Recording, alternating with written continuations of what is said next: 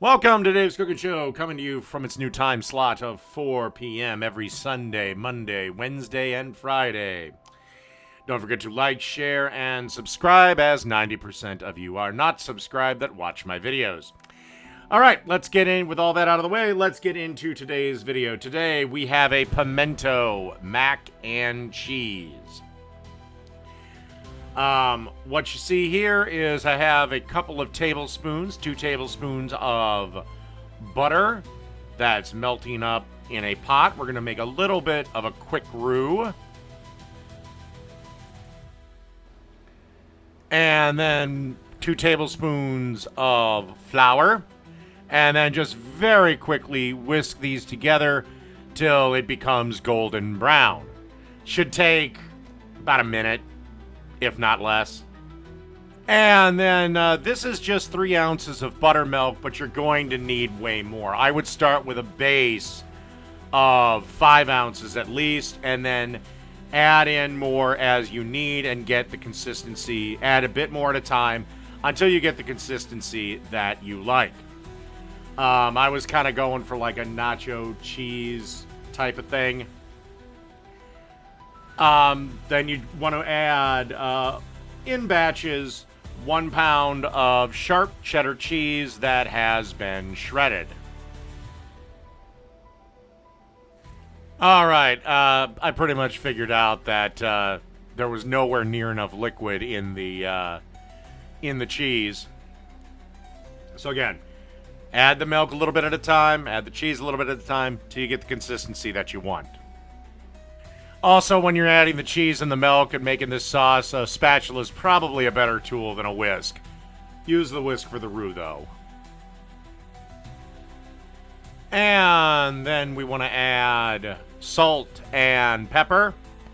Again, you do want to watch the salt because the buttermilk is salty, so bear that in mind when adding salt.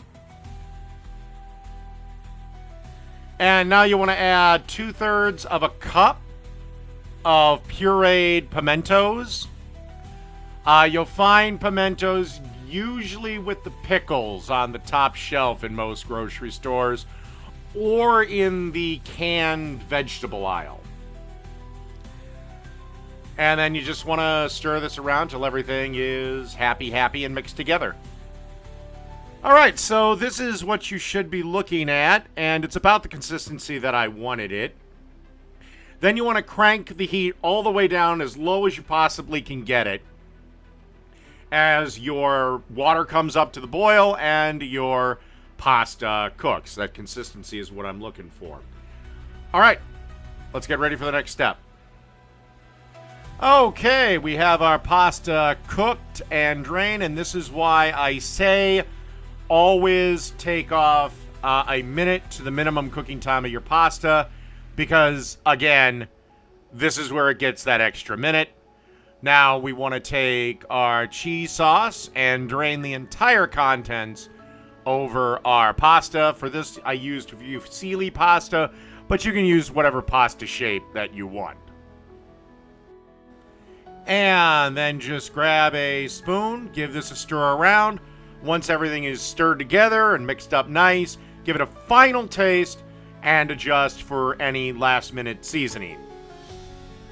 Oh, if you do want this a little bit spicier, feel free to add like a 1/4 teaspoon of chili powder, ancho chili powder, chipotle powder, cayenne pepper, and if you want it even spicier, then feel free to add even more. All right, to serve it up, I just placed it in a bowl, and there's a couple of optional steps that I like to do. And one is to add a dusting of Parmesan cheese over it. Again, this is completely optional. And freshly ground black pepper. And that's it. Pimento Mac and Cheese. Done.